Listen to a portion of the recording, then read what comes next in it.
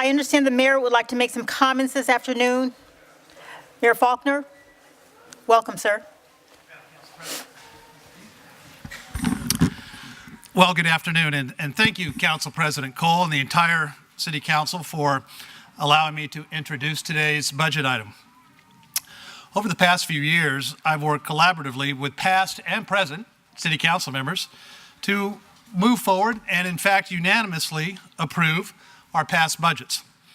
We don't always agree on every detail of the decision, but we're almost always able to find common ground and work together.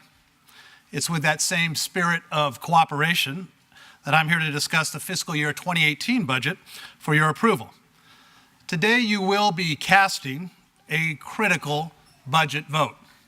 It calls for a special election that would give San Diego voters the ultimate say on two very time-sensitive matters. A tourism measure to modernize and expand the convention center and provide dedicated funds for street repair and homelessness.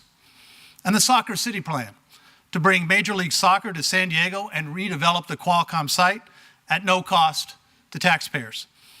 And since this is a very critical vote, I thought I would start by putting this in a little historical context.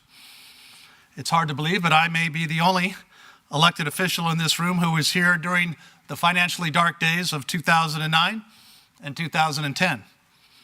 And during that Great Recession, we had to make some very hard decisions in order to close a $180 million budget deficit. We had to brown out fire engines. We slashed the operating hours of our libraries, rec centers, and public swimming pools. And city employees were forced to take reductions. I will tell you, somebody lived through that, you should consider yourself fortunate that you didn't have to cast those budget votes. But today, the power is in your hands to keep the city on a stable financial footing. And this council has the opportunity to take the fiscally responsible and long-term view, because this budget vote will affect our city for years to come. If you follow a different path, I fear we could face even leaner budgets and much tougher decisions in the years ahead. And one of the most important things you can do is to maintain our city's fiscal health, is to support my proposal to pre-fund next year's reserves. Why is this important? Because every dollar that we sock away right now is a dollar that we will not have to cut in next year's budget.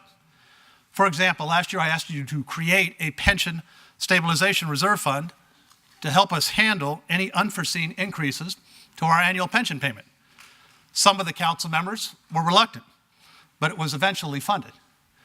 That means there was $16 million available to help close the budget shortfall that we're facing now. And the bottom line is this: the reason you're not talking about millions more in additional cuts today is because the council majority sitting in the same seats that you are right now made that correct decision last year. So now I'm asking you to take a similar approach. By pre-funding reserves, you're putting yourself in a much better spot when budget discussions begin next year. It's the smart thing to do, given what we know are the financial challenges that lie ahead. And so now let's talk about what else is in the budget that you're going to hear from today. We have made so much progress to invest in all of our neighborhoods, in every single council district.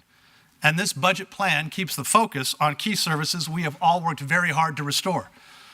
And even though pension costs are taking a bigger chunk out of our bottom line, this budget keeps the promise that I and many of you have made to San Diegans, the promise to put our neighborhoods first.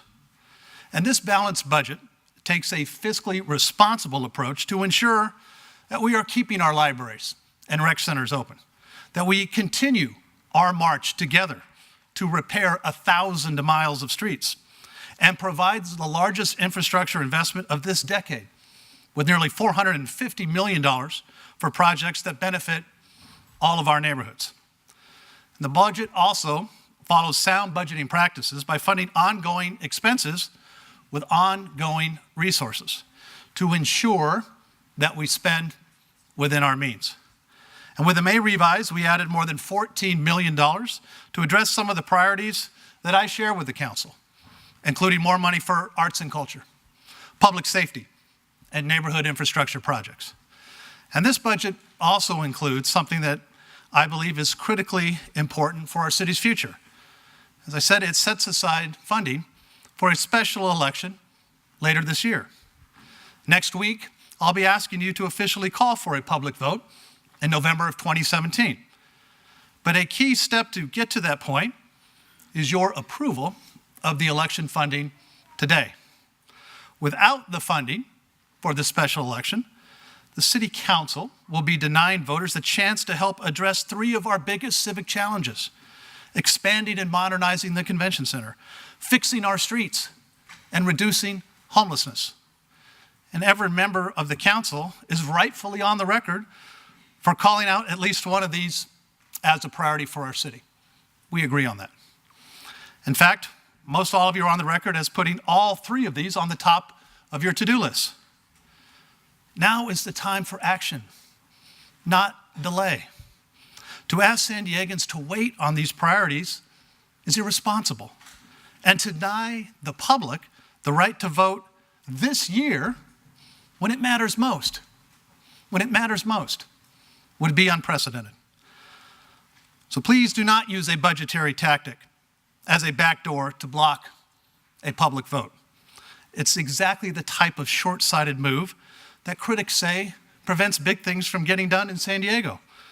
The public deserves a full hearing in this council chambers on the tourism plan and the Soccer City initiative, because City Hall should not stand in the way the right of the people to vote on issues that demand immediate action. There's a lot on the line. First, San Diego is turning away thousands of jobs and tens of millions of dollars in revenue because our convention center isn't big enough. Many conventions, including Comic-Con, have been very clear that a modern, expanded convention center is a key to remaining in San Diego. And it's undeniable that an expanded convention center will bring in millions of dollars new to our general fund revenue that we can use for funding priorities, like our police officers. Second, preventing a special election would reject $10 million next year to fix our roads so that all of our neighborhoods can have smoother streets. And third, it would deprive homeless individuals the opportunity that they need to get help now. By delaying $10 million that we immediately need to help individuals overcome homelessness, $10 million a year that we could leverage for a $140 million bond in year one. In total, that's nearly $1 billion for streets and $1 billion for helping the homeless over the next 40 years. So there's never been an initiative on the table that can do so much good for so many people on so many levels across our city.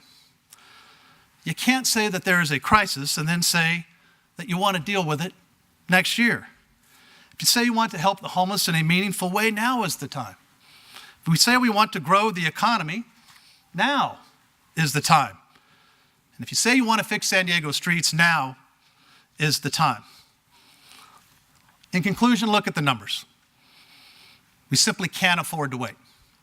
The numbers show that if we delay another year, it will cost a combined $75 million in increased construction expenses for the expansion project and lost revenue for homelessness and streets. This small investment in a special election will also result in millions more annually into the general fund for public safety, for neighborhoods, libraries, and parks, and to balance future year budgets. There's nothing more open and democratic than putting a plan before voters so they can make the ultimate decision. So I say to you very clearly and respectfully, give San Diegans a chance to have their voices heard this year when it matters most. I appreciate your time, and I look forward to today's deliberations. Thank you, Council. Thank you.